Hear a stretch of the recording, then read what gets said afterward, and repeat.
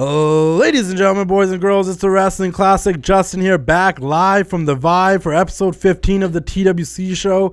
Your eyes aren't tripping. Things look a little bit different. Devon couldn't make it here this weekend because he had a wedding, but he is here in spirit because he was sick last week, and now I'm sick this week, a little under the weather. But I made sure, that even if I'm going to sing out of tune, I got some friends by my side. We got some people coming up on the show this week. Nick Lamb from the Veteran Minimums show, as well as you might remember him from the Jerks podcast that I was on for a few weeks, and I was guest on a couple of weeks before that as well. But he's gonna come on here. He's gonna talk with me about Raw, Smackdown, NXT, and all the stuff wrestling. Then I got my boy AJ Francis coming on. This is the first time I'm actually talking to him face to face, but he really wanted to come on, and we're gonna shoot the shit about wrestling as well. But before we do that, I just want to get all the promo stuff out of the way so I can just talk to wrestling with these guys, and I can get out of here and get some rest and get to bed because I'm extremely tired and I don't feel good at all. But got to do the thing, got to give the people their show. First things first, shout out to Bray Wyatt, the Fiend, winning the Universal Championship today. Yes, it's Halloween. Happy Halloween. I'm recording this today. I'll probably be on Saturday or Sunday, but I thought I'd throw that out there. And I just got to give a bunch of shout outs. First things first, this hat. Shout out to Brandon Savage on Instagram. He sent me this Madness hat. Really dig it. He knows I'm a huge Macho Man Randy Savage fan, and I really appreciate the hat. Also, shout out to Wrestling for Sale. He sent me this Macho Man shirt years ago when he first started his page. It was one of my first ever Macho Man Randy Savage shirts from this era, the NWO era. If you don't know who Wrestling for Sale is, I don't know what you're doing. Go check out his page. He sells vintage merchandise from the 80s, the 90s, the 70s, all over the place, man. All the vintage wrestling merchandise you've been looking for. Or if you watch a network and you see old merchandise in the crowd, you're like, man, I wish I could get that shirt. I can almost promise you that you could probably get it from Wrestling for Sale. He will find it for you. And Wrestling for Sale this upcoming weekend is probably going to be already happening by the time this episode comes out. We'll be working together with Chalkline Official at Complex Con for 2 days. They're having Kevin Nash and Scott Hall come through, do a signing. Obviously, I'm rocking Chalkline every week, a different jacket every week. I haven't worn the same jacket twice unless it's a Wrestling Classic jacket. So it tells you how much fire they drop each and every single month. So check out them at Complex Con, and also, guys, exclusively to this podcast, I don't share this on my page at all. You'll never see me share this promo code unless other people are spreading it around. But TWC15 is your promo code for Chalkline Official all throughout the year, every month, every day. Use that promo code, save yourself 15% on all of your Chalkline Official gear, whether it's jackets, whether it's the t-shirts, the shoes, the shorts, anything else they sell, whether it's wrestling related or not wrestling related, whether it's the Nickelodeon jackets, whether they're hip hop related jackets or the wrestling jackets, you can save yourself 15% by using the promo code TWC15, and you only get that by listening to this show. So save yourself some money on some Chalkline gear. Also want to give a quick shout out to Cardillo Weight Belts and Ice Shaker, always represented here on the TWC Show. I want to give a huge shout out for Steve Cardillo. If you saw on Halloween, I posted a video of him rocking Macho Man's actual gear that Macho Man gave to him, and he's always repping the Wrestling Classic shirt, and I really appreciate it. If you're looking for weight belts, if you're a bodybuilder, or you're just a collector, he made all the weight belts throughout the years for the likes of Hulk Hogan, Macho Man Randy Savage, John Cena. If you see The Rock on his Instagram page working out, he's always rocking a Cardillo weight belt. So check out Cardillo weight belts, the best in the business if you ask me. Strap up, do the thing. And last but definitely not least, wait, never mind, I got 2 to go. Whew. This is how you make money here. VP Classic. Check out VP Classic. If you're looking for sunglasses, glasses, contacts, any of that, check out Vision Pros online. There's visionpros.com and visionpros.ca. You can save yourself money by using the promo code VP Classic. Whether they're prescription glasses or just regular sunglasses or glasses that you need, you can get them for 25% off when you use the promo code VP Classic. I would recommend going to any of your local glasses stores, trying things on, seeing what suits you, and then going to either visionpros.com or visionpros.ca, ordering those glasses online, and saving 25% on them by using the promo code VP Classic. Now, last but not least, huge shout out to my boys at Maestro Classic. I'm going to read a little blurb about them really quickly to you guys and tell you why Maestro Classic is my favorite beard care company of all time. This is what I mean. I'm a little under the weather because I'm a little bit more prepared than this. But Maestro Classic is the best beard care and is undeniably good at keeping your beard clean and conditioned. It's sulfate-free beard wash to clean the beard without drying your skin, has beard butter to condition it, and beard oil to help it shine. Be sure to check out Maestro Classic. Honestly, they groom and they do all the grooming for all the professional wrestlers in the WWE, and they're licensed to do that stuff. And honestly, man, They have merchandise out now. They just dropped hoodies and stuff. Do check them out. If you go to MaestroClassics.com, use the promo code TWC Classic and save yourself. Oh, no, TWC Maestro and save yourself some money. Once again, guys, a little under the weather. Trying to get through these so we can get them out of the way and just talk wrestling. But check out Maestro Classic. Honestly, some of my favorite people. And their products actually work, man. I use it. My beard always feels clean. There's no knots. It's fresh. And it looks better. Keeps it well conditioned, and who doesn't want a well conditioned beard? No girl wants a guy who has a beard with breadcrumbs in it. So do the thing.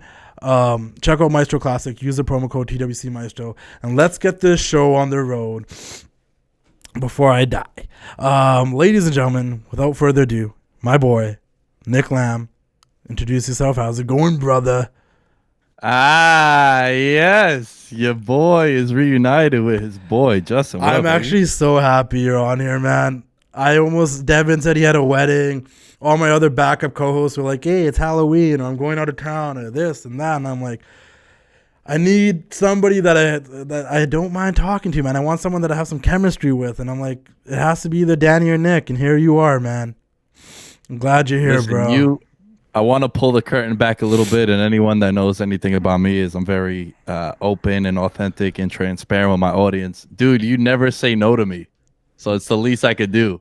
Anytime I'm like, yo, Jay, I need something retweeted. I need something reposted. And I don't take advantage of it. I like to think, and when it's something really important and you're just like, done, it's up. I'm like, oh, Jesus Christ, you didn't even let me refresh my page yet, brother. That's what I do, man. I try to be. And you know what? You guys have always supported me since way back, the whole crew over there. And man, you let me be a part of your guys' show in that last little bit after Frankie left, and I got a guest on there before. And I remember, we can go through stories for ages, but times you guys are repping TWC out in that New York area, and girls are messaging me like, yo, man, these guys are rocking your shirts and stuff. I'm like, man, that's true. That's some true brotherly love right there, man. Got to keep it going. Yeah, what about my tremendous chauffeur and when I showed you around the city? That's true. When I went to New York for WrestleMania weekend, who picked me up from the airport? It was you. That's true. And we went on our own little adventures. Went to Wally Mania, had a good time. Yes. It was definitely a good time, man. Hopefully we can reunite again come Tampa Bay for this WrestleMania. Oh, no, for sure. We got time for that. We'll talk about I'm definitely going to have you back on here again after this episode. I'm glad it only took 15 episodes for me to get you on here now. I'm under the weather. I'm not feeling well, guys. So once again, ahead of time, I just want to apologize if I'm sniffling or I cough or don't sound as enthusiastic as I usually do. But we're going to get through this, man. We're going to talk about this week of wrestling. There's a lot going on.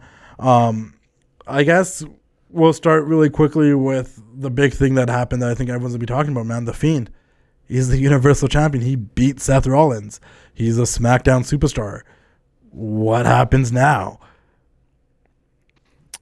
So they finally pulled the trigger, right? They've teased us in the past with so many different names, right? Yeah. It was, the Braun Strowman run for the longest time. We wanted him, and it never happened. Samoa Joe was close.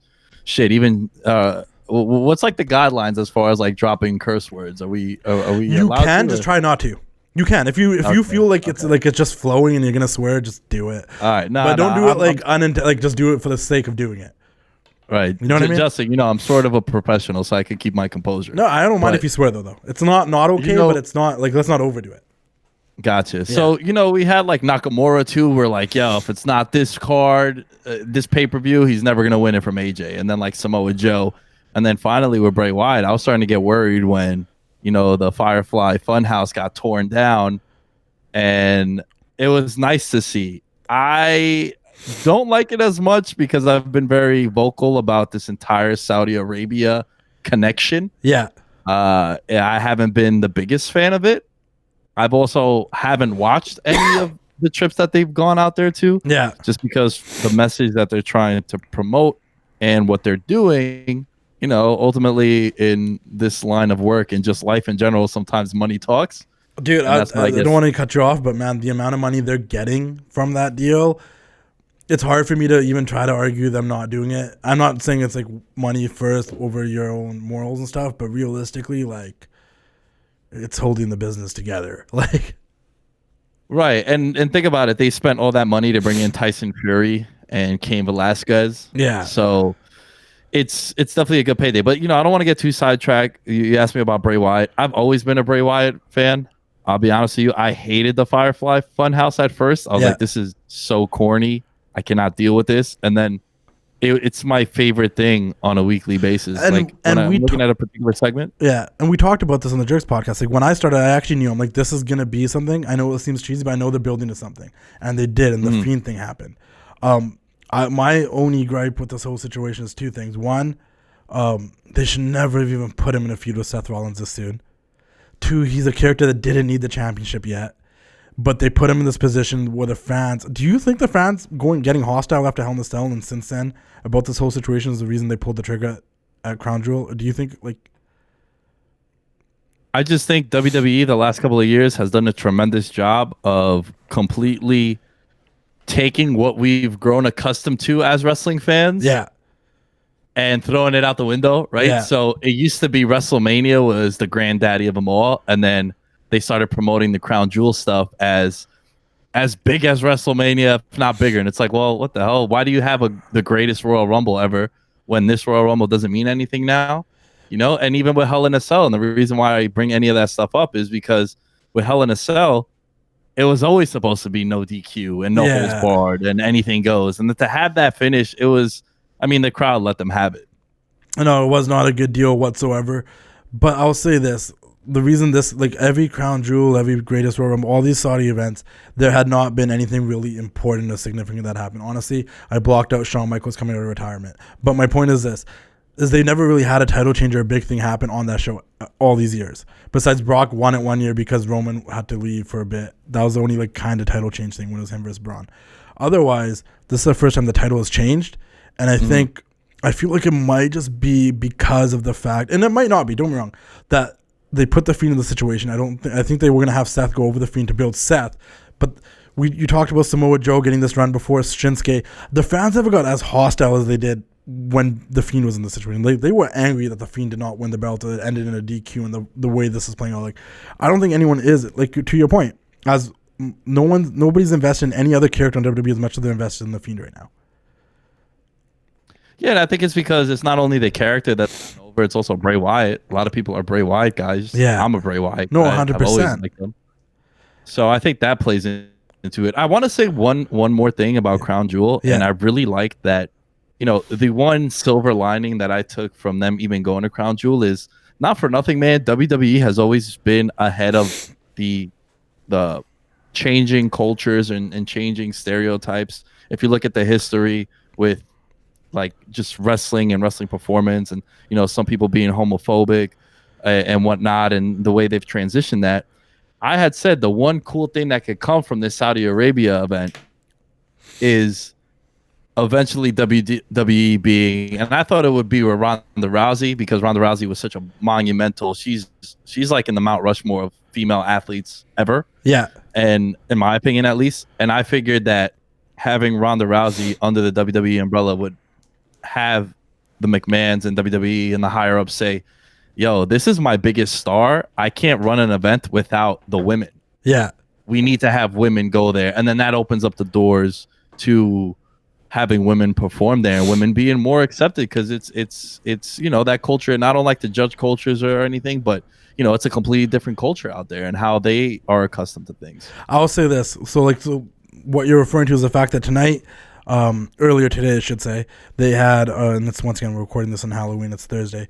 They had Natalya face Lacey Evans live on Crown Jewel in Saudi Arabia for the first time ever, breaking barriers. And a lot of people are like, what do you mean breaking barriers? I mean, like, it's just something that wasn't allowed. Like last year, they almost had Evolution as like a pay-per-view event for the fact that the women couldn't go to Saudi Arabia and work that event. They might say they were trying to make a revolutionary first ever women's pay-per-view. Yeah, that was part of it. But let's be real here. I feel like part of that was because the women couldn't go to Saudi Arabia. They had that Evolution pay-per-view. There is no Evolution 2 this year. There's been no announcement of it as far as I know. You want to say something?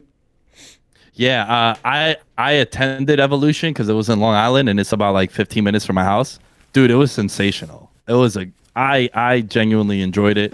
And at one point, I didn't even take it as like, oh shit, it's a women's pay-per-view. It's like, no, this is just a dope wrestling card. And it really was, but like my thing is that they didn't do that this year, and I think it's because they knew they had the opportunity. Like it was baby steps, right? And then I don't know if it was Triple H who said it. He's like, this stuff in Saudi, like it's gonna be baby steps. Don't worry, I just blew my nose. That'll be edited out, by the way. The camera will probably be on you for that one segment. Like I said, I'm under the weather, but we get real on this show, man. We don't hide nothing here. They didn't do another. I think like baby steps. I think Triple H said like we're gonna try to get women on there. It's gonna be baby steps, and like the last event they had Renee Young go over there and commentate. She was allowed to be there to commentate. This time around they had Natty versus Lacey Evans. Once again, love Natty. I think Lacey Evans is one of the most like well committed characters on television today. Like she's so good at her character. She got it down pat. Was not expecting them to be the two that went there to do that, which is also kind of super cool. I watched the match, okay? And this is the only two things I want to talk about with Crown Jewels, the Fiend in this women's match. I watched the match, and I specifically made sure I tuned in and watched that match to finish because I wanted to see the reaction. I want to see like the crowd's reaction to the women wrestling. I want to see the women's reaction in the crowd to women's wrestling and stuff. And the women in the crowd were happy. There was a "This is awesome" chant. There was, don't worry, it was Natty couldn't get the smile off her face. She was on the verge of tear a couple of times, super emotional. Lacey even came out with a smile on her face. This is probably the most I've seen her kind of out of character. You know what I mean? Just because this was a big moment. And all of this is understanding and deservingly so because this was a big moment. You can almost sense like fear sometimes. Maybe it was me. I felt like there's a sense of fear. Like I don't know, man. Like I don't know why I'm scared about this, but it's happening. And it was such a cool moment. It wasn't the greatest match, obviously. It kind of seemed it was moving slow pace, and that might have been the nerves, that might have been whatever, but it was good enough, and it was entertaining, and I'm very happy for them. Natty went over there. Natty got a huge pop when she came out. Someone threw a water bottle. She just kept rolling with it. It's just honestly, like I said, like you said, I don't judge other cultures. I don't judge what other people do around the world without doing my research or whatnot. But you can't say that wasn't some sort of push for hope for that culture. For little girls that were in the crowd, they were seeing this, being like, "Hey, look, like we can do this now too. There's more out there." And I think that's the amazing part. Like I saw Lacey hug a woman in the crowd after I saw little girls in the crowd getting excited. And the fact that there were men also chanting, "This is awesome," supporting this fully. And I'm going to let you get to your point, but I do think you don't need to be, I'm not saying I agree with this, they have to be fully covered stuff, but I also don't think women's wrestling is about being half naked in wrestling. They don't need to be half naked to make a statement and make a point. Whether they're fully covered or if they're in their normal regular wrestling gear, which is perfectly fine too, it doesn't matter. Like it's their in-ring work, the art that they're performing. It's a performance. Like I literally, in my caption, I said, "I'm happy that they got to go and perform over there." Right. No, man, and you bring up that that famous chant that broke out. I believe I want to say, and you might remember Abu Dhabi better than me. Yes, wasn't it Alexa Bliss and Sasha Banks? Yeah. And they had the chant, "This is hope." Yeah. And yeah, that's the kind of barriers that WWE could break with having the women perform out there. And I think that was super cool, man. Congratulations to Natalya and Lacey Evans, man. I think that's super cool. Super happy for you guys. I totally could understand that the nerves they might have been under. I totally understand the happiness plus the worriness that they might have been feeling. And I think it's super cool that they got to do that. And I love Sasha Banks. I love Charlotte Flair. I love Alexa Bliss. I love Bayley. I love Becky Lynch. But it was really cool to see two girls that don't awfully get those history-making moments. It's usually the four horsewomen or like Alexa to get a moment like that, that they can hold for the rest of them. Right. Natalya would be like she was one of the first women to ever wrestle in Saudi Arabia. And Lacey Evans can hold that to her legacy as well, too, and that's super cool. Super happy for both of them. Nothing but love and respect. That was dope. But let's get to the week that was this week in wrestling. Honestly, SmackDown didn't leave that much of an impression on me. How about you? They went balls to the wall on that first show, and they set the bar so high, and it's like every episode, it's like you're not going to have The Rock every time. And I understand that. And you're not going to have a ladder match, and you're not going to have Brock Lesnar debuting on SmackDown and Cain Velasquez coming out and it was just a big spectacle. And I'll be honest with you, man, it's hard to watch SmackDown on Fridays. It really is. Because I like going out or I like doing, playing Xbox with my boys or something. That's my Friday night. Even though I'm older now and I'm like in my head, I'm like, I don't go out as often as I usually used to. Like watching SmackDown Fridays when I was a kid was really hard. But I'm like, oh, I'll probably be able to do it now. I'm like, I'm older. I don't really go out every Friday. But it still seems like, now it seems like a chore. Like, oh, now I gotta stay to watch SmackDown, rather when Beat me to it. my option of going out before SmackDown ends is gone. Like, because sometimes I would just randomly go out on Friday night. It was easier to be like, oh, Tuesday night, SmackDown? Okay. Like, Thursday? Okay. Friday's like, oh, okay, yeah, I'm down to come out, but wait till like 7 on my time. You know what I mean? Like, and then maybe we'll make plans with you after. Like, instead of me like being able to leave work and just go straight out and start my evening and go home early if I wanted to. But yeah, I feel you, man. It just become a little bit more of a chore, and it hasn't been that good. That's the other thing. I'm disappointed. Like, I watch it, I'm like, well, I guess I could have done something else with this 2 hours on my Friday after a long week of work. Highlights for me? Any highlights from SmackDown for you? Oh man, not much really, dude. Like for me, SmackDown, it's just become something where, like you said, I think the perfect example that you gave was it being a chore. Yeah. SmackDown for me, it's become underwhelming. You know, I'm still more of, and I understand because of the deal with Fox, and they got shipped a boatload of money. Yeah, and that's fair, and I'd probably do the same thing. But tell me, just a counter to you. Do you feel like SmackDown is now the A show from a production standpoint and how they're building storylines there? we talk about this every week. When you tune into SmackDown, the presence feels so much bigger and better, without a doubt. Yes. Because something about Raw feels dark and meh. It feels very like, it's like SmackDown's overproduced and Raw's like okayly produced. It seems more bleak. It seems more meh. It seems more like, I don't know, SmackDown seems like more of an event where nothing happens. And Raw seems like a bunch of stuff happens in 3 hours, but it's not appealing to the eye. Does that make sense? Yeah. And like just things are starting to come back now. It's like we had that incident with Kane and Lesnar. It was cool to see Cain Velasquez take a bump like he did. Right? First time, I want to say that was the first time in WWE where he took, it was definitely the first time he took an F5. No, for sure. I've even promoted many times on my show about like, yo, Kane is a legit, like a luchador as a this guy was the baddest man on the planet. Yeah, and I saw him in AAA. Like, he killed it as a wrestler. I think he just has the knee problems. Hence why the Crown Jewel match went short. Hence why we haven't seen much from him. But I think he's, from what I've heard, he signed a long-term deal. He's going to be around for a bit. I listened to that Corey Graves podcast After the Bell. Check it out for those of you who haven't. Triple H is on there. He said Kane's going to stick around, man. He wants to be a part of this. So I don't know, man. I agree with you. Here are my highlights from SmackDown. You tell me how you feel about it. First highlight, the Firefly Funhouse is back after Seth burned it down. He brought back to life the Rambling Rabbit. I always get sad when a character gets killed off the Firefly Funhouse. Not like actually sad, but I'm always upset. I'm like, oh man, I actually don't want this person to be missing. And Rambling Rabbit has died about like 2 or 3 times already, and he always comes back, so that's great. And I was also mad when Seth burnt down the Firefly Funhouse. So I'm like, I don't want this to end yet. Agreed? Yeah, for sure. It was cool to see that back because I don't know. I kind of got the vibe like when it got burned down, how it might have been like the end to that. Yeah, that's what I felt. Like a bounce back from that, but it was cool to see them regroup from there. I got to give a shout out to Mandy Rose. For those that don't know, that's my future wife to be, probably my future ex-wife. She just hasn't met me yet. That's how I like to roll. Yeah.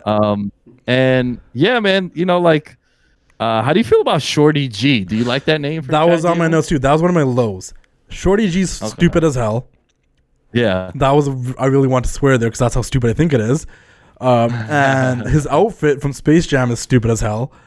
And I don't know why it looks like he got drafted in the NBA last week too. Like, I don't like anything about it. I said this weeks ago when they started making the jokes. I said to Devon, I'm like, they better not, because I feel like after 20 odd years of watching WWE, I'm like, I hope they don't run with this Shorty G thing.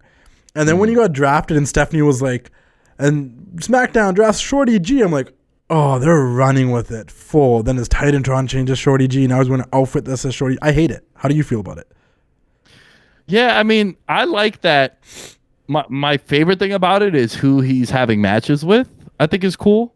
Yeah. Because I don't know if this is old school of me, but I think it's very telling when you're toe to toe or shoulder to shoulder with like Roman Reigns, right? You're Yeah. in a match with Roman Reigns, or you're in a match with like King Corbin, who people are, I mean, the company's high on, as For of sure. what we've seen the last like couple months and years even. And then Cesaro, isn't Cesaro like the prime candidate to be like, Cesaro. yo, we need to throw a match together. Someone go out there and have a 4-star match. It's like, all right, Cesaro versus anybody. Can we just give the guy a chance? I know he's not the most eloquent talker on the mic. He was killer in every tag team you put him in, whether it's a Sheamus, the Bar is great, whether it was a Tyson Kidd, whoever you put. Like, he's so good. They literally had him lose to that guy from Saudi Arabia that only shows up on the Saudi Arabia shows, that Mansoor guy on Crown Jewel. Like, he's just so good. Like, even if we don't put the rocket strap on him and take him to the WWE Championship against Brock, like, I know they do, and that's another high of mine. I'm really looking forward to this whole Shinsuke Daniel Bryan feud over the Intercontinental title that they're kind of teasing. I'm game for that. Bryan's one of the best guys that they have, like, just authentically, organically, just one of the best guys they have on the mic. All of his promos sound believable. Everything he does feels believable. Obviously, one of the best guys in the ring. He's just one of their most consistent guys that they kept on SmackDown. And I'm happy to see Bryan versus Shinsuke Nakamura. But at some point, can we please get Cesaro in that picture for that Intercontinental title? Like, he's just so good to just not appreciate. And they do appreciate him because they obviously use him as a good hand and put him in these matches when they need him to give 4-star matches, like you said. But, man, I don't know, man, if you have the same sentiment about Cesaro, but it stresses me out. I mean, yo, you know, there was a famous video, I don't know if you've seen it, about Cesaro when he gets drafted to Raw, and this is way 2016 back. when the first new draft happened. Yeah. And he's being interviewed by JoJo, and he's like, yeah, you know, like, I'm going this low in the draft because, you know, my mic skills aren't great, but it's because I speak 7 languages, and that's why my English isn't that good or whatnot. But yeah, dude, it's hard to not watch Cesaro. It's hard to watch Cesaro and find anything wrong with him. Can we just give Cesaro a Kofi push, man? Look at Kofi. He went from being the WWE champion to getting squashed to Brock Lesnar to losing to Dolph Ziggler and Bobby Roode in a tag match within weeks. Why can't Cesaro do something crazy like that? Even though that's not something I'm happy about. It's a low, actually. I think for SmackDown, the other high is, you know, I like the main event. I like Roman Reigns giving Mustafa Ali the opportunity to close that match with his finisher and pick up the win. Like I said, the Bryan Nakamura thing was really cool. Obviously, Sasha looked fire. Sasha's my girl. I love her. She's the best. Mm-hmm. I don't know. Her outfits have been on point since she's returned. She looks banging and everything. I do want to see her wrestle again. I don't know if she's still injured or if, like, you know, working off the injury. I'm not that big on the Bayley heel turn. I'm just throwing all my stuff out there because I want to move on from SmackDown. How do you feel about the Bayley heel turn? Very weird. Very weird. Like, we wanted it for so long just because we wanted something new. But, man, I hope I don't get attacked by some of your listeners. But she never did it for me, man. And you know, same here, and I say that all the time. She doesn't do it for me, and she still doesn't. I think she's a really good wrestler. I just, character-wise, it's just, maybe it's her promo skills. Well, I even think, like, her time at NXT, it was more, you know, like the character of, like, you know, the underdog, and I was a fan, and then, like, you could get behind that and whatnot. But even, like, the legendary match that she had with Sasha, which I was able to attend to at Barclays. So jealous, my favorite women's match. Takeover. It's like, yeah, you know, it takes 2 to tango, and Sasha held her own in that match too. And we've seen Sasha have way better matches. I was about to say that might be credit to Sasha in the same point, because I've seen a lot of Bayley matches after that one, and none of them really are like, oh, that's my favorite Bayley match. Well, I do, and maybe I'm once again being biased because I love Salsa Banks, but I say Salsa almost gives everybody one of their best matches. Sasha versus Asuka, probably give Asuka one of her best matches. Sasha versus Ronda Rousey was one of my favorite Ronda matches. Sasha versus, like, you know what I mean? Like, Sasha's the other of every equation where I'm like, that was a really good match. Who's in it? Oh, Sasha. That's why she's my favorite women's wrestler. So that might actually be, you know what? I never thought of it like that. Because every time I say Bayley's a good wrestler, I'm like, I can't say I hate her fully, because I always say that's my favorite match. But maybe that's more Sasha than it is Bayley. Maybe you just opened my eyes to something I totally didn't think about.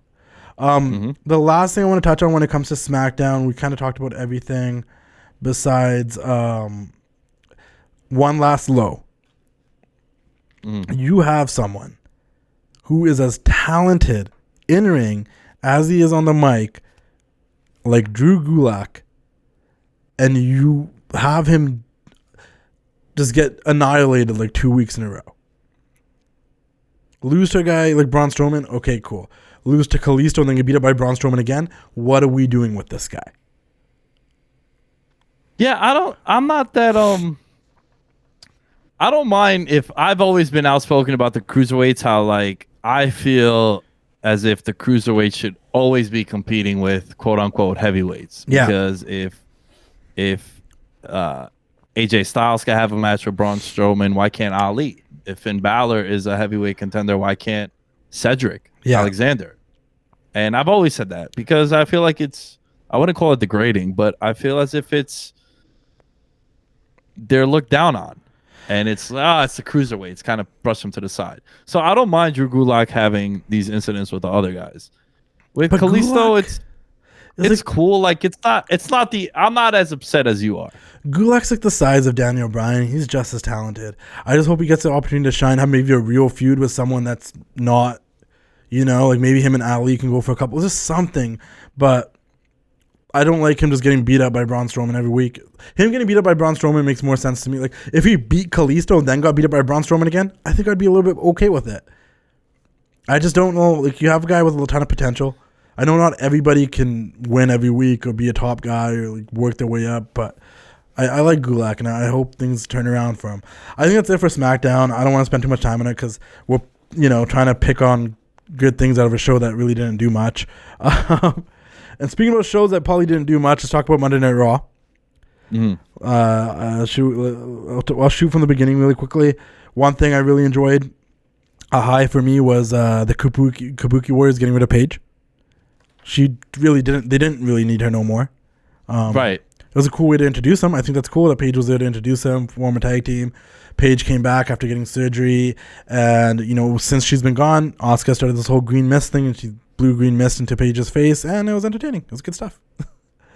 That was cool. I got one that I just felt like for the most part it was fairly logical booking.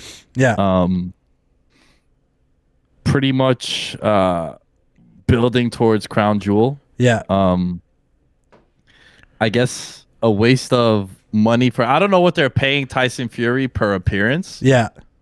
And I know like he got some heat from his agent and his manager, like taking this. Yeah. Because, this guy I don't know how familiar you are with the heavyweight scene in boxing. Not at all.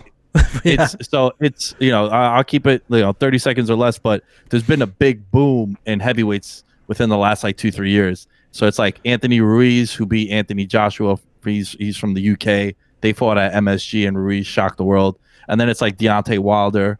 And then it's like Tyson Fury, Yeah. And they're setting up the big marquee rematch in like February, March of this coming year is going to be Tyson Fury and Wilder running it back. But both of those guys have like tune-up fights beforehand. Yeah. So, but that's like a 8-figure, 9-figure payday for these guys. And, you can't afford to get sidetracked and distracted with WWE and then you look past your opponent and whatnot. So I don't know what kind of offer they're doing on a per appearance for Tyson Fury, but I kind of thought like it was a waste. And what did he even do on this show? Did he do something on this show? No, I mean like just the last couple like generally. Yeah, I was thinking just like I was making like a general. Oh, okay. I'm like, I don't remember Tyson Fury being on the show. But right, yeah. I apologize for that. No, but I get what you're saying. Yeah, I don't know. But like, and it's almost because I don't know, like obviously when it comes to things like boxing and MMA, wow, sick brain guys. You need to train, man. It's time, that you put in before a big fight, and it's without sounding rude and anything, it's real, like you got to train, you got to be mentally and physically prepared before putting yourself in that position. Not that you don't have to be mentally and physically prepared for professional wrestling, but it's a different kind of mentally and physically prepared. Right. And I see what you mean. If you get sidetracked, your brain might be somewhere else, right? Yeah, I've been venting about this because what number of love triangles are we in with Rusev? Like, I don't know, man. 12, 13 now? That's a huge low for me this week, man. I honestly, the segment wasn't horrible or anything. It was actually really bad. That's me being modest. It was really bad. It should not have closed the show. I just if you want people to stay tuned till the end of Raw, nobody's invested in that storyline enough to want that to be the last. Like, obviously, I'm the type of fan that's gonna watch a whole episode, and I think maybe they know that. Right. But I know people that are like, oh no, I turned it off. Like, I didn't care about that. Like, I wasn't gonna, like, whatever. And it wasn't good. It was funny. Those points where I'm like, oh, this is kind of funny, but it wasn't good. Like, it got like a C- for me, man. Like Rusev saying, like, when Lana was calling Rusev a sex addict, and he's like, who wouldn't be? Like, yeah, like, yeah, that was pretty funny. Funny. Okay, I kind of like Rusev as the comedian kind of baby face, you know, Yeah. like the funny dude. From what I've seen from what I've seen of Rusev on Total Divas and stuff, like, he naturally is a funny dude. Yeah. I mean, you know, personality is how you score a woman like Lana, you know, great girl. But I also just think, like, this is the other thing, right? And I think this is, like, everyone's like, oh, you guys want Attitude Era, ask storylines back, and what is this, and da-da-da. It also boils down to this, like, if they actually weren't married in real life, hell, if they were even just boyfriend and girlfriend, I think I'd be more okay. It's just like their husband and wife and you guys are playing the storyline. That's what kind of makes it kind of to see. Yeah, I agree with you on that, man. But it's just eventually the real life relationship always comes on screen. Yeah. I don't know. Hopefully it all works out and this doesn't turn into, you know, storyline imitating real life or backwards. Can I ask you a question about how are you feeling nowadays about Becky Lynch? I'm tremendous wrestler, great girl, over it. She fought Kairi Sane, she beat Kairi Sane. And this thing, so it's hard for me because I was on the train the entire time. WrestleMania, I was obviously on the train, and then when Sasha came back, obviously, you know, super biased. Sasha's my girl. I wanted Sasha to go over. She didn't. The draft thing happened.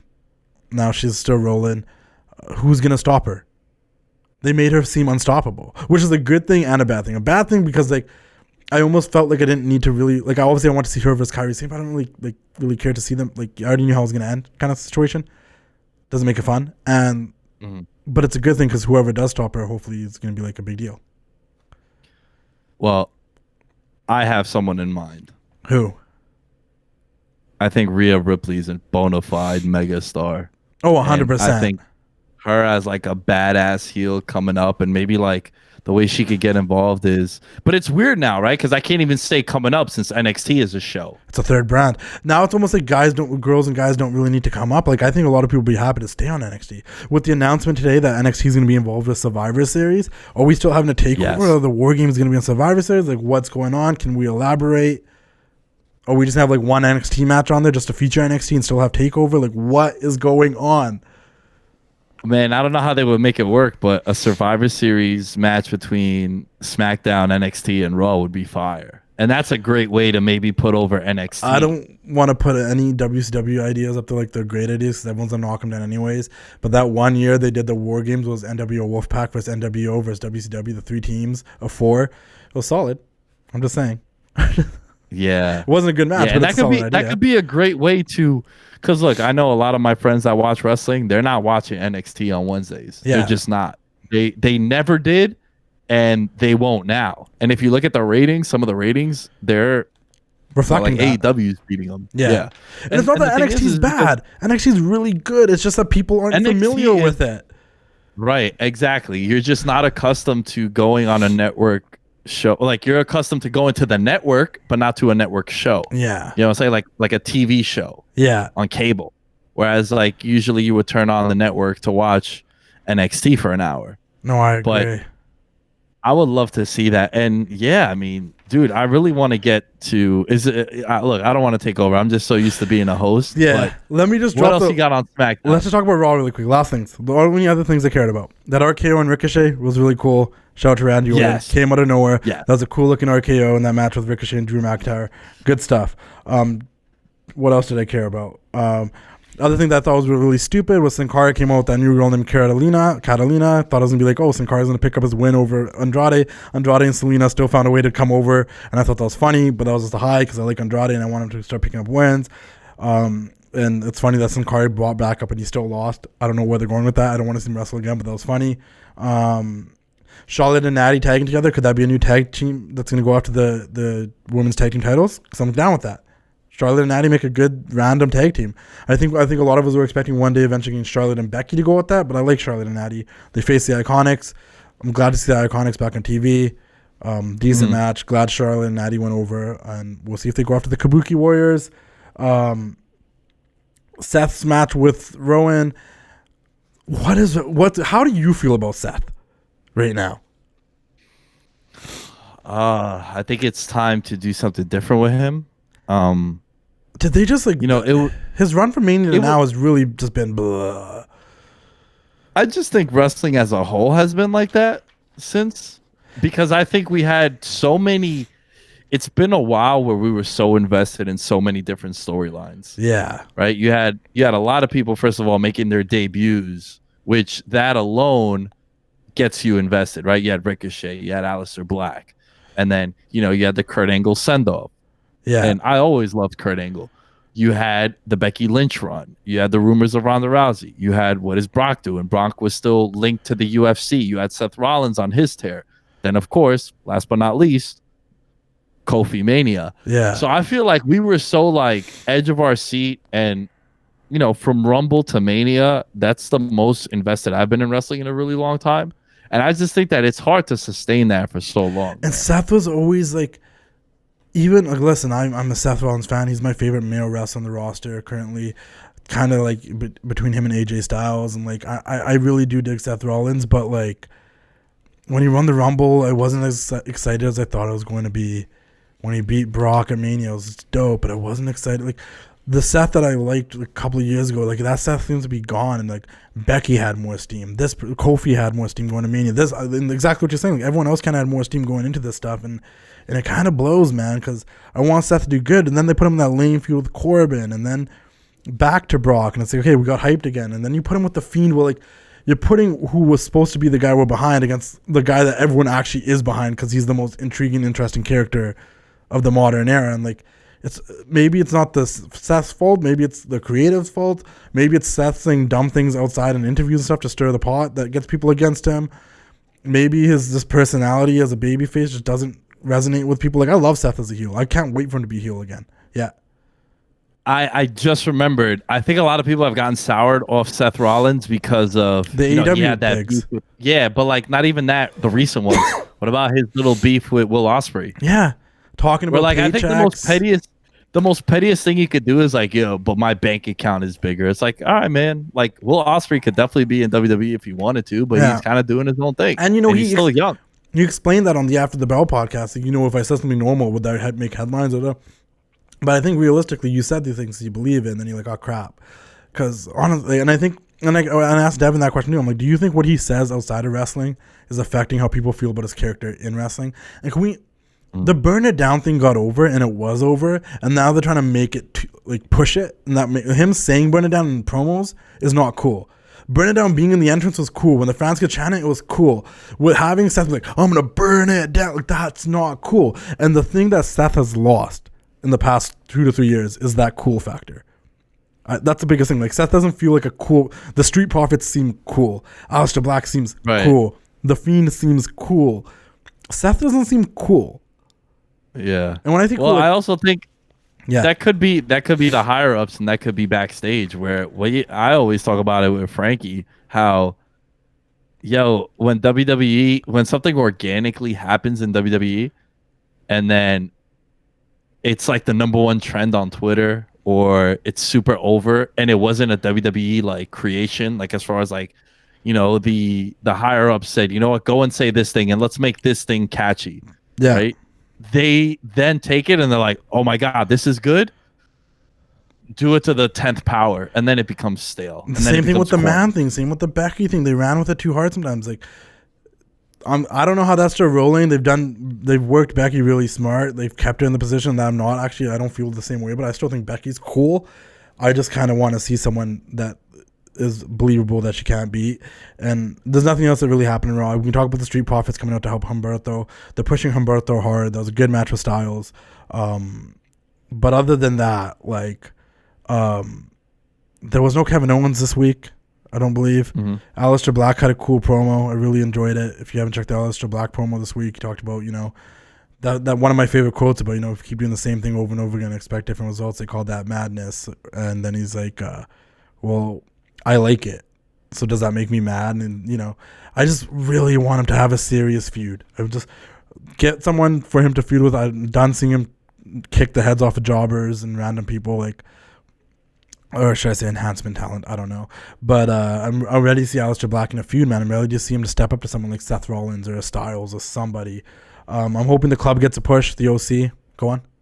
That could have been cool if you had Aleister Black go after Seth Rollins 100% and have Bray Wyatt doing his weird Firefly Funhouse stuff, because and this isn't like a new take or a fresh take, but they're building. They ideally will want Bray Wyatt to be this generation's Undertaker.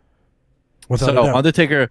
What do you have? 3 title runs? Yeah, and once again, like I said at the beginning of the show, Bray Wyatt's one of those guys that really doesn't need the belt. He's never been one of those guys. So it sucks, man. In a sense, it really sucks that because now for a second, where are they going to go now? What happens to Bray now? Who does he lose this Universal title? He can't hold the Universal. Are they going to put him back on Raw? Because it was a big deal that he was going to be on SmackDown on Fox. They're not going to put that red belt on the blue brand, are they? Because that makes no sense.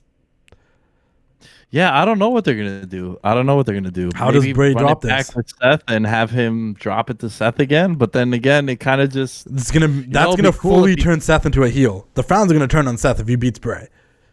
The cool thing would be if he, which is a good thing, if he did some shit like Shane Douglas back in the day, where he's like, I don't want this crap, and he threw the NWA title way back. Why would they do that? Would they introduce a new title on Raw now that they don't? I know. Technically, I'm just saying since he is a SmackDown guy, I don't tomorrow want this Raw we see hopefully the Mr. Rogers version of Bray Wyatt on Miz TV, and he's gonna have his title. I don't know what they're gonna do, but that title somehow eventually needs to head its way back to Raw, and the Fiend has to lose it now. They put themselves in this position, which could be a blessing, because if it's Seth that beats him, Seth is gonna be the top heel, whether he wants to be or not. Right. And this is a perfect. What they could have done with Reigns years ago when the fans finally started turning on Reigns, they could have turned Reigns. The fans are turning on Seth. Let him turn on the fans now. Let it actually happen. Let it be organic. Because then we'll be like, oh, you know what? This all worked out. And don't have Bray just lose. Have someone cost Bray the match. Have Seth beat him. Have Seth be like, F you to the fans. Have Bray come after whoever made him lose the match. And everything's good. Yep. I co-sign that, bro. I'm behind that. Let's talk about NXT. Let's get through NXT. Then I'm gonna let you plug your stuff, and I'm gonna get AJ on here to talk about AEW. But first things first about NXT. I don't know about you.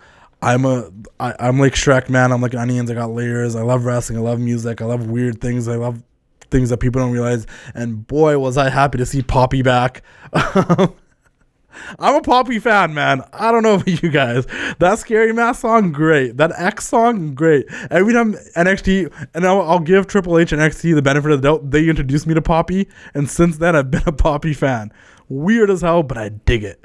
And her doing the entrance music for Io Shirai was dope. I hope she does. That should just be Io's music, because that was dope. That entrance was dope.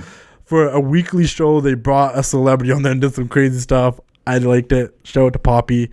She's my friend. She responded to my DMs. We homies. First name basis. Yeah. She knows who the wrestling classic is, me and Poppy, man. She sent me a cartwheel emoji. I gotta say, man. Going back to talking about how I've always felt like if you're not doing anything on the main roster, go back to NXT. Yeah. Right, remember Tyler Breeze went back and he had a match against Velveteen Dream. I thought that was really dope. Him and Fandango are down there, and they probably would have been doing nothing on the main roster. So that's sweet. Exactly. Now Finn Balor going down there, I loved the turn where he did the Pele kick to Gargano. Hit the nail on the head too. That was such a hit the target, dude. Yeah, and Finn and Gargano is gonna be popping, and they happened. Did exactly what I want to do with it. And I said this last week. I'm like, I don't know. As far as we know, they still might get involved when it comes to the war games and stuff. But I'm like, I really hope this isn't like Finn joining the Undisputed Era, because I love the Undisputed Era as the four of them, and Adam Cole as the unspoken leader, and just, you know what I mean. With Finn there, that wouldn't be the case. And right. I'm like, and I like what happened. But I wanted to be Finn more focused on Gargano and the Yui and Ciampa doing their own thing and stuff, because I want to keep it separate. It was a cool moment. It was a good way to have it all happen when they're all there together, because that's one of the things I think is missing on the main roster. Like, people in separate feuds don't cross paths, and it's weird because you should. That makes no sense. You don't need to be best of friends, and everybody on the main roster, they're just best friends and they break up. Like, no, but you can have allies who you aren't tightly knit with, and that's what Finn and the Undisputed Era can be. I don't want Finn to ever be a part of it, but I like the fact that he was like, hey, you know, and the way visually how that pro was presented, he hit that Pele kick on Gargano, and the Undisputed Era, like a pack of hyenas, just jumped on Ciampa, and it just looked so cool. And it looked dope because they kind of were taken back at first. They were just like, yeah, you know, like eyes wide and their mouth open, and then they're like, oh shit, Gargano's out. Let's get Ciampa, and then they pounce on Ciampa. And the fact that Finn focused on Gargano and did not go after, I'm like, I want it to be a thing where he has something against Gargano, and that seemed to be the case on his promo. I liked his promo. I liked the fact that they told this story, and it's a funny situation where I think a lot of fans, I'm not gonna say a lot of fans, I say all the time, I'm like, because people like to call other fans marks. They will sit here and be like, we're marks for doing this show, and this guy's a mark, and that's a mark. And I always come up with this argument. I'm like, I feel like half the people that are in the WWE roster now were marks themselves. That roster is full of people that were just like you and I. They just had to go chase the dream, start training, do the thing. And I love how he said, you know, half the guys in the back are fans that should be watching the business. I don't watch the business watches me. I'm not that fan. And he built that separation. Now he's suddenly like, you know what?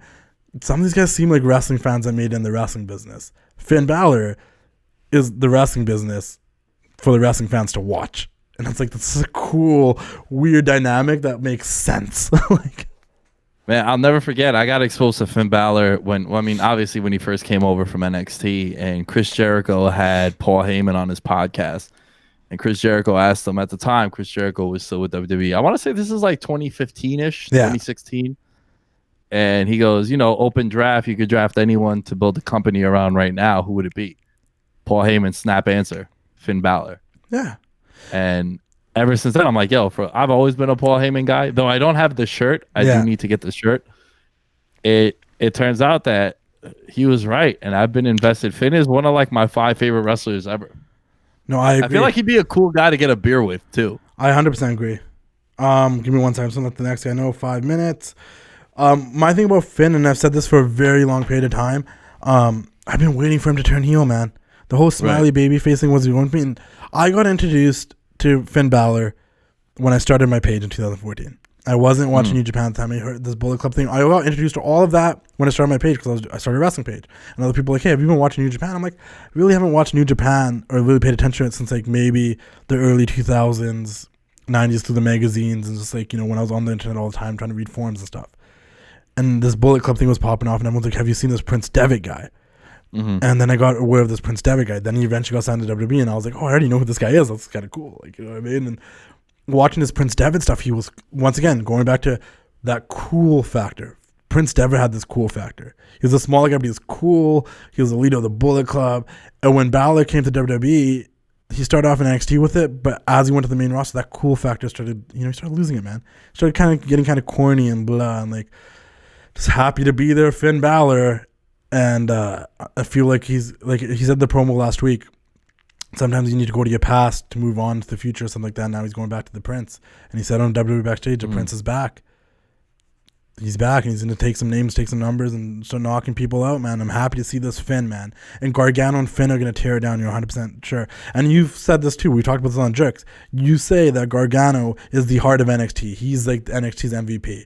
Maybe Finn's mad about that because he feels like he's a big part of making NXT what it is for Gargano to even be there. I think if you were to do, which this is actually cool. Now it just hit me because, I've always said that Johnny Gargano is top 2 most important people NXT has ever had, and he's not number 2. You know, it's just a play on words that he's the number 1. And, you know, he's been there the longest. All the matches that he has turn out to be 5-star for the most part. Like, even his tag team stuff was great. The Almas feud was tremendous. We know about the Ciampa feud. Just everything has been sensational. And he looks great in losses, but I feel as if Finn Balor was the guy that made it, like, poppin'. Yeah. And then, like, it was one of those things where Finn Balor walked so Johnny Gargano couldn't run. Yeah, and I think that's what he's going to bring up. Like, this is only possible because, and this is gonna be dope because I do think that they're the two biggest stars to come out of NXT. And I'm excited to see that. Other things I'm excited to see, I guess the last things we should really touch on NXT, a bunch of stuff happened. Tegan Nox and Dakota Kai lost to the Kabuki Warriors in a really good women's tag team titles match. Finally, the women's tag team titles were defended on NXT as they're supposed to be defended on all brands. But then, man, the women's division, if I can say anything about what NXT has been doing better than AEW and even better than the main roster, if we can still call it that, is that their women's division is stacked. And the fact that after that match, Tegan Nox and Dakota Kai were out there. If you know the history between Dakota Kai and Shayna Baszler, it's always interesting when Shayna Baszler shows up when Dakota Kai is out there. Comes out there with Jessamine Duke and Marina Shafir. They head the ring. Brawl ensues. Out comes Candice LeRae came out first? No, first came Rhea Ripley. Then out comes Io Shirai. Mm-hmm. Then comes Candice LeRae. Then out comes Bianca Belair. And then in good old... And you kind of had the vibe what it was leading to. All the women are out there. You know that Rhea's had her eyes on Shayna. You know that Tegan and Dakota have their history with Shayna. And, you know they've been challenging her too. You know Candice wants that title shot. You know Io wants that title shot. Bianca's wanted that title shot. All these girls have been kind of intertwining with each other in the past few weeks. And then William Regal, War Games. And that alone, them hyping up War Games alone made this NXT episode a little bit more favorable for me this week than AEW because I got excited for War Games.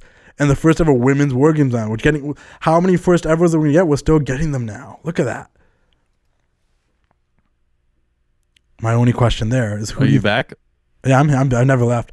My only question here... Oh, okay. Yeah, my only question here for you is which women on the heel side do you actually think are going to participate? Because Shayna, Bianca, you got both Maduke and Shafir, and then Io. So obviously Shayna, Io, and Bianca are going to be on that team, but which one of the other two girls are going to be in it? Or do you think they bring someone else? Because it's 4-4, right? Yeah. I mean, no, it's usually 3. Oh. Is it? Right? Or am I bugging? No, I think it's 4-4. I'm pretty sure War Games is... Because it was Viking Raiders, Pete Dunne, and somewhat Ricochet on the team one year. You're right. Yeah, but they've also done it where it was 3-man teams, right? Remember it was the year that Undisputed Era actually paired up with Roderick Strong. No, but that was all 4 of them. They were in there. Roderick Strong was with them. No. It was AOP, Roderick, and then it was... Oh, they did 3 Adam teams Cole. of 3. They did 3 teams of 3. 3 teams of... Okay, yes. They did that once. Right. Yeah, but usually when it's one team against one team, I wonder if they could do 3 teams of 3 again, because then you could do Shayna and her chicks, Bianca, Io, and someone else, and then maybe Bianca, Io, and Rhea, and then have like Nox... No, but they announced that Rhea's going to be a captain and that Shayna's going to be a captain. So I think it's going to be Rhea, right. Candice, Tegan, and Dakota versus... That's going to be... I'm very excited for that. Shayna, Io, Bianca, and whoever one of the 2 4-horsewomen is going to be the other one. I just don't know which one. I would kind of maybe go with Marina Shafir, but I don't know what they're going to do. But I was excited about that. Tyler Bate got attacked by Killian Dane. Fish and Kyle O'Reilly had a great match with Keith Lee and Matt Riddle, which ended up with Ciampa coming out, which I'm guessing is going to lead to a second War Games match, which is probably going to be Ciampa, Riddle, Keith Lee, and another member versus the Undisputed Era, I would assume. Right. Which would be another bang. Yeah. I don't know who the fourth person might be. Maybe it'd be Dijakovic, since they've been kind of using him a lot in that same circle, or maybe it'd be Pete Dunne. I don't know. I think it's unfinished business with that other guy, Damian Priest. But yeah, I can't wait for Pete Dunne to get a push. Same here, man. Like a more like maybe a SmackDown Raw push. I just think that guy is big time, man. I've been a fan of his for the longest. I'm on that. I've been a Pete Dunne fan for years. Before he even came to WWE, when I first started seeing him in Progress and stuff, a huge fan. I'm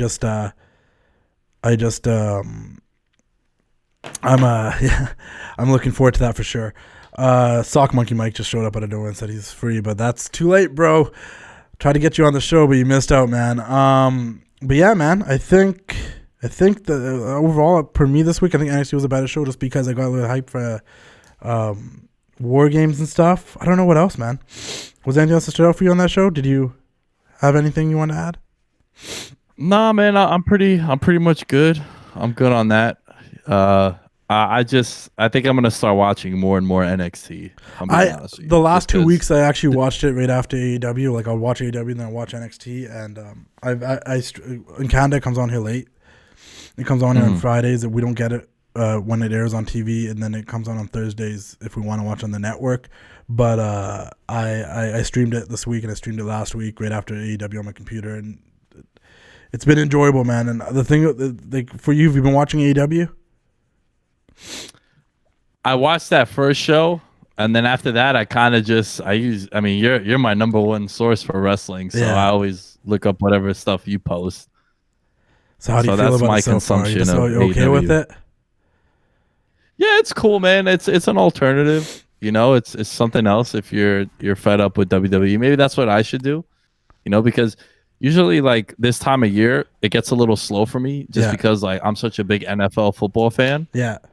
So, and that, like I have Monday Night Football, I have Thursday Night Football, and a lot of times I'm watching the Sunday Night Football games as opposed to watching the pay-per-views, but I stay up to date with everything for sure. No. I think you should check it out. Let us know how you feel about it, and maybe I'll get you back on here and talk about AEW after you kind of check it out properly. We can talk about your highs and Man, lows dude, about that. anytime, Justin. Let people know anytime. where they can find you, what you're up to. What's coming up in the future. Yeah, man, you can find me at The Lamb Show on all social media outlets. My nickname is Lamb. Everyone calls me that. My real name is Nick. But yeah, it's at The Lamb Show. I'm the host of Veterans Minimum. Actually, Justin, I plan on having you on in the very near future. I'm very excited We're going to to be talk on. about because, I've always hinted at this with you because, there's a lot of mainstream appeal with wrestling now, right? Like UFC guys and girls coming in, wrestlers going out and fighting. And just like now it's on Fox, it's on a big network. These guys are promoted on football shows now too. So, just like a general conversation, I think it'll be really dope. So it's at Veterans Minimum on all social media outlets. Veterans Minimum is the podcast. It's on Spotify. He's repping the gear right now. Google.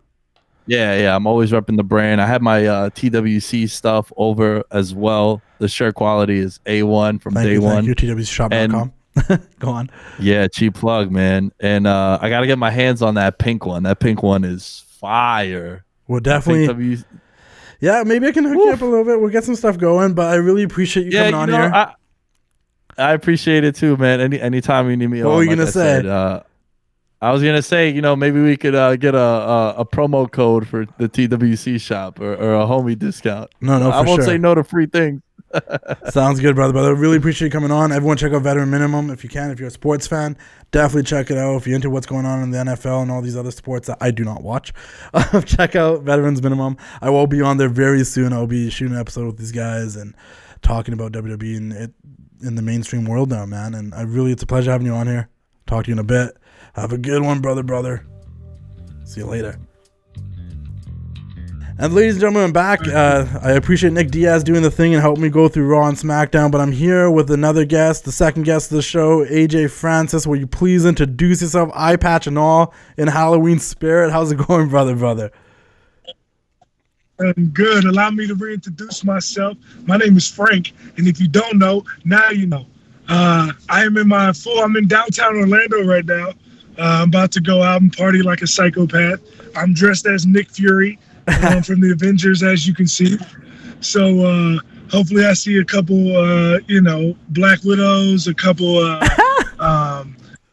hopefully I can see a couple, Captain Marvels.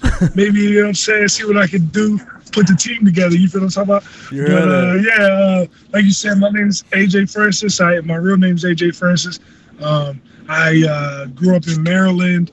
I played in the NFL for 5 years, and I've just had my 1 year anniversary of the start of my wrestling career last weekend. So it's been a lot of fun. That's insane, man. Who'd you play for in the NFL? I played for the Dolphins, the Seahawks, and DC. That's amazing, man. That's a hell of accolades you just put out there on everybody. And I really appreciate you coming on here. I'm sorry to make. Not to mention, I got 2 albums, and my second one just dropped 3 weeks ago, and it already got over 400,000 streams. What's your album called? Let the people know. My second album's called Free Agent. And where can they find it? It's on all platforms, Spotify, Google Play, Apple Music. You can just go on my social media at AJFrancis410, click the bio link, and everything's down there. So everyone go check out that music. Check out AJ Francis. Follow him on Instagram. Follow him all on social media. Let's get to what people really want to know about the professional wrestling.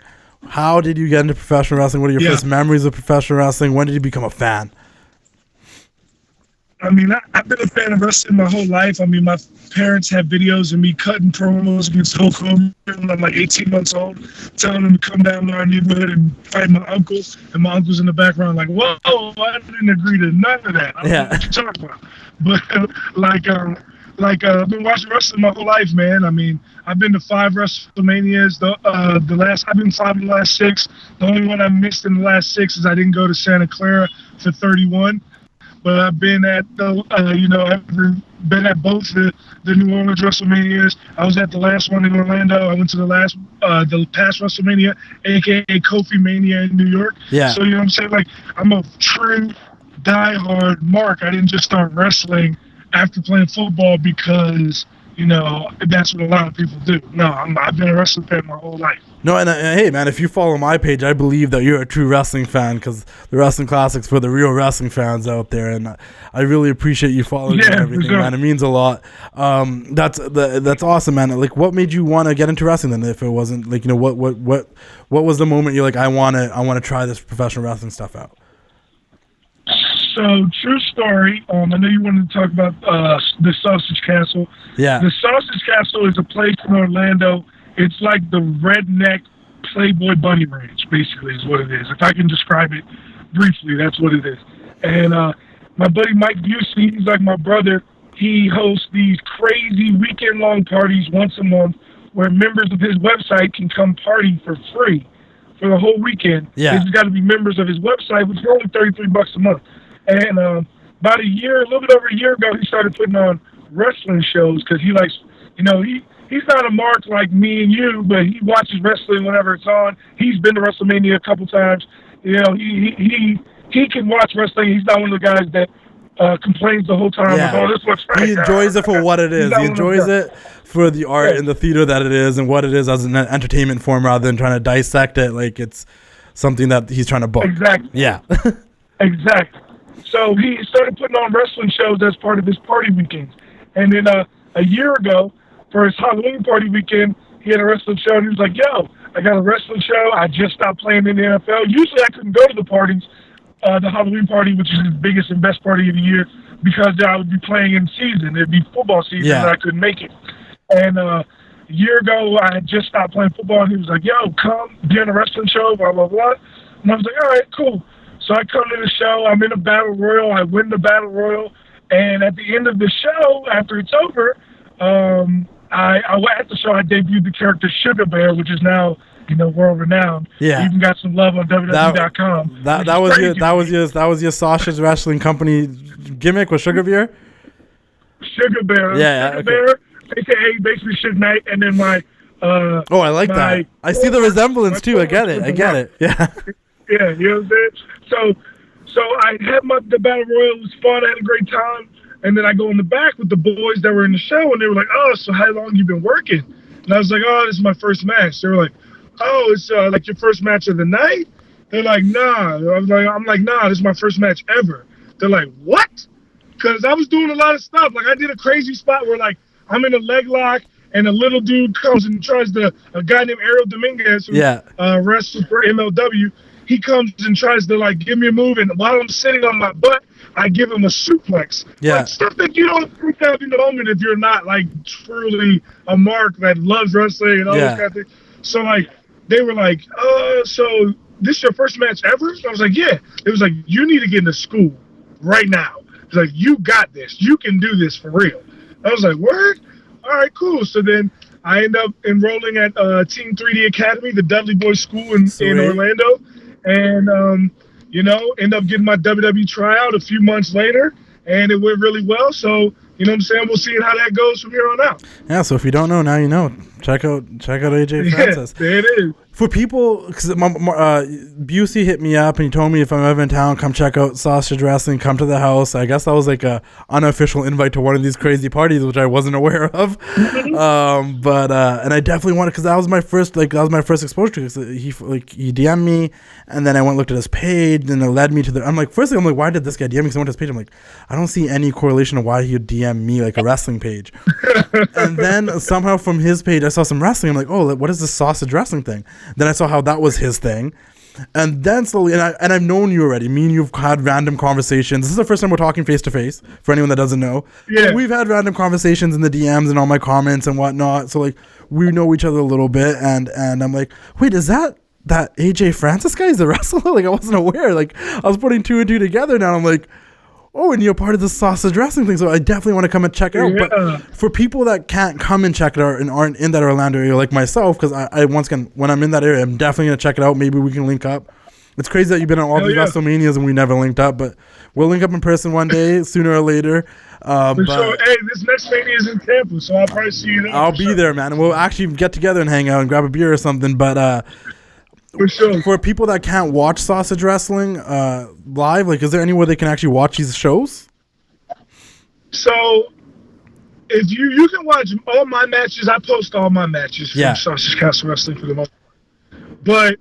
And they're all on my social media, once again, at AJ Francis 410. But Mike likes to keep things very close to the vest. Okay. So, Mike has all the footage of all the shows, and I'm sure probably within the next year, he'll release like a video DVD package where you can get all the videos, or he'll like make a YouTube compilation of all the shows, because he's had about 15 shows. But his thing is like, he doesn't make the shows for wrestling fans. He makes the shows for the fans of his websites that come to his party. Yeah. So in his mind, if you're not there, you shouldn't even see it. But he lets me post it because, I pretty much run the whole damn thing. No, fair game. That's an interesting concept. And in my mistake, Sausage Castle Wrestling. It's not Sausage Wrestling. It's Sausage Castle Wrestling. Well, the website, the Instagram is Sausage Wrestling. So, that's how I found it. Because I went through Mike's page because he DM'd me, and I was like, okay, what's the correlation? Why does... Because it was really like, hey, you should come to my place if you're ever in town. This guy just invited me to his place. He's a interesting looking fella. I'm like... And then, I'm actually, when I get out and when we're done and we go talk, I'm about to go hang out with him. You tell him that I really do want to come. I do want to come out there eventually. I do want to come hang out with you guys. I'm really intrigued by the whole situation. I saw the parties. They look like a great old time. They're insane. I definitely want to be there. Never had a party like it. Yeah. Let me just ask you a couple more questions about your wrestling career before we dive into AEW really quickly, because I haven't talked about AEW this week. What was the biggest obstacle for you, do you think, with us trying to start training and everything? You know what's funny, and like the biggest obstacle has been other wrestlers and promoters. Yeah. To be honest with you, like I played in the NFL 5 years, and if you ask anybody that played in the NFL, they'll tell you there's not like you're born to play in the NFL. Like 95% of playing in the NFL is genetic. Yeah. You're either a top athlete in the world or you're not. You know what I'm saying? Like your technique could be flawless, but if you can't keep up with these other athletes, you don't stand a chance. Yeah. You know what I'm saying? So the coordination aspect of wrestling and everything, and the fact that I've been a fan my whole life, like learning wrestling and how to chain wrestle and do all the moves and everything, that was easy for real. And the character part was easy because I've been making music and going on tours and performing in front of audiences that didn't know who I was for years already. Yeah. So being able to translate that to wrestling is a lot easier, because if I'm a musician and I show up at a random festival and you don't know who I am, I got to win you over with my music. And you're inclined to not like my music. But if you go to a wrestling show, you're inclined to like the wrestlers at the wrestling show. You bought in your mark. Yeah. You know what I'm saying? So it's a lot easier in that aspect. But what happens is people hear ex-NFL player, wrestlers, and promoters, and they think I'm just some slap dick Tom, Dick, and Harry that, is another guy that somebody's just putting their name on the flyer to get people to come out to the show, not knowing that I can go. Yeah. I can work with anybody. If you put me in a ring with anybody on planet Earth right now, I can work with them for at least 15 minutes. Past 20, I might pass the hell out. But 15 solid minutes, I can go against anybody on this planet Earth. In a way, and you're saying that's the problem that I'm facing a lot with promoters. They look at you more as someone that people are using as an attraction rather than the credibility of you as an in-ring worker, which you can actually do. And they're judging you beforehand. You're like, oh, this guy makes music, or this guy came from the NFL, rather than, oh, this guy can actually go in the ring and he's a good wrestling, and he grew up a wrestling fan, and he actually understands his business to that aspect. That's and I think that a lot of other people might struggle with that too.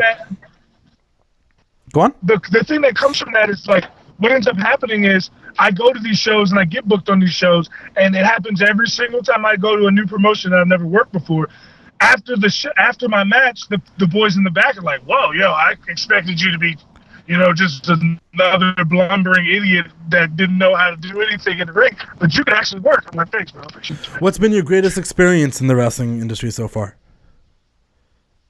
I had a TLC match in Miami with Alex Ocean, Jake St. Patrick, and a bunch of other guys, that we tried to kill each other, basically. Yeah. We had a video go viral where Alex Ocean jumps off a 22-foot ladder and gives me an elbow drop through a table. It was wrestling is art. We can understand that. We can appreciate that. The greatest form of art and athleticism. That match to me, that match to me was Van Gogh. That match to me was everything. Are people I wish I could do that match every night. Are people able to check that out anywhere online? Yeah, you can.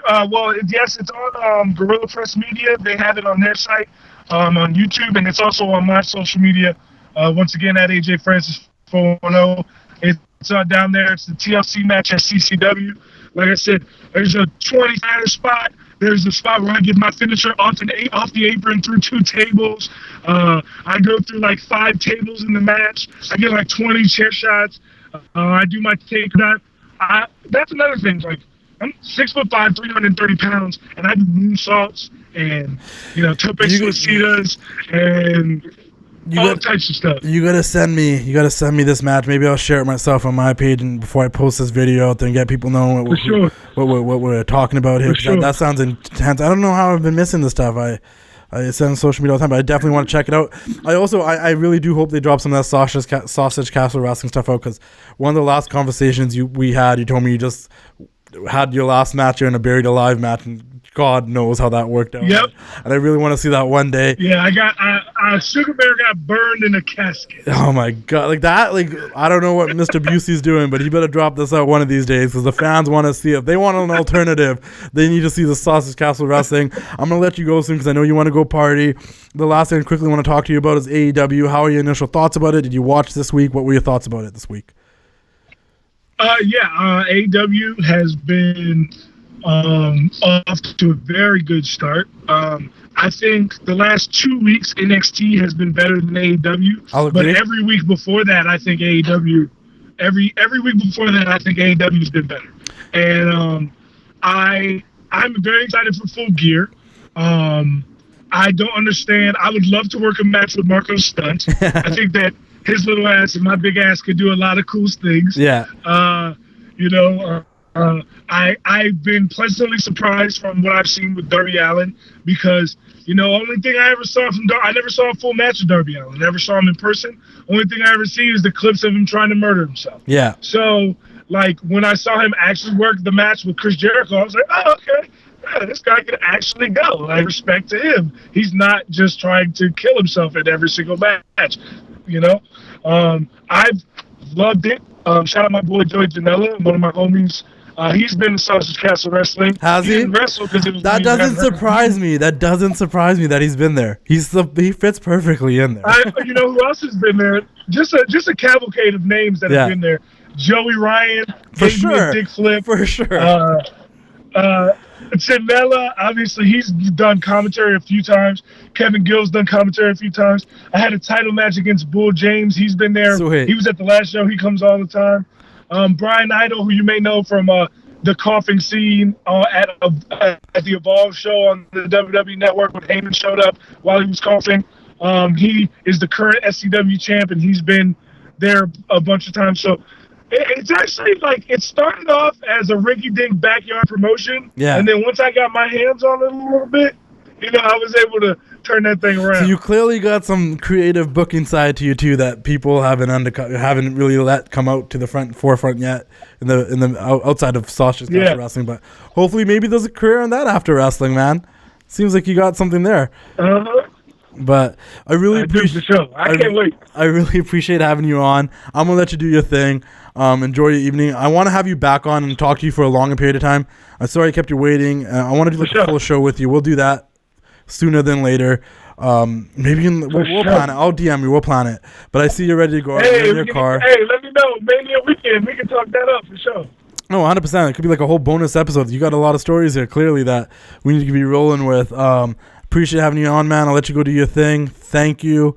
I want to thank everyone that listened to this week's episode of the TWC Show. Where can they find you? Find me on all social media, Snapchat, Instagram, Twitter, everything, at AJ Francis 410. Once again, that's at AJ Francis 410. And then where can they find you on your music and stuff as well?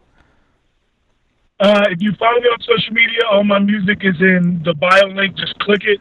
But you can also search for my album, Free Agent, available everywhere on Spotify, Google Play, Apple Music, Tidal, YouTube. It's everywhere. Check it out. Thank you very much, man. We'll definitely talk again. I appreciate it. Hope you enjoy your evening, man. No, thank you, brother. And tell Mike Busey I said what up. See you soon. Have a good one. I will, for sure. Peace. Peace. And that's it for the TWC show. Only other things I want to say about AEW, the contract signing was great. I enjoyed the tag team tournament. SCU winning was great. Tag team division's great in AEW. The women's division needs some help. I didn't get to talk about it a lot this week, but next week with Devon, we'll talk a lot more about AEW. And that is it for this week of the TWC show. Ooh, yeah, dig it. I need to get my ass to bed. This went way longer than I thought. Sorry. So, goodbye.